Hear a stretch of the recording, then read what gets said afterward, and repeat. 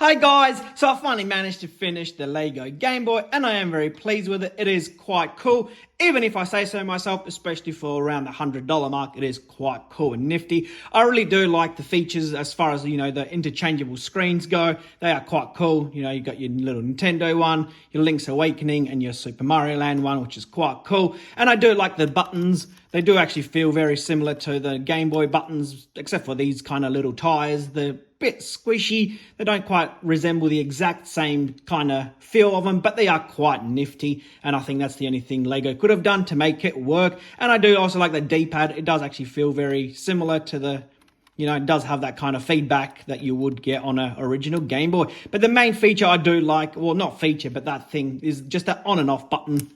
It literally just sounds like an original DMG Game Boy. So that is quite nifty, even if I say so myself. And obviously you do have all that kind of volume button, the extension connector there, and your little contrast wheel there, which is quite cool. And obviously your little phone jack right there. So yeah, really cool. I am very happy with it. The cartridges themselves look really cool. Those stickers are absolutely amazing, and obviously just pretty much replicas for the cartridges, which are quite nifty. Someone pointed out in my previous video that I had this top tile on wrong, so I did remedy that once again. And like I mentioned, the Zelda one does have a little nifty feature that I'll probably show you real quick again if you haven't seen it, but it is just a little tile there, which does resemble the save battery, which is quite a nice little Easter egg for that one.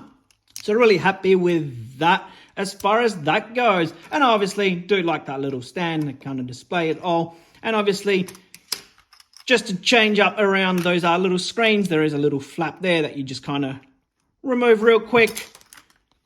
And you just put a different screen on, just like so. Chuck that little flap back on, properly the right way around, which would be good. And then you just put that battery cover on as well. And there's your little Nintendo logo, which is quite cool. And also, do like that extra little feature that the go-to is just having those little hinges there. Pretty much hinges. And it does give you that little kind of click in when you do pop in that cartridge. Just like the original DMG Game Boys, or Game Boys in general. So overall, I am very pleased with this little set. It took about 2 hours to build.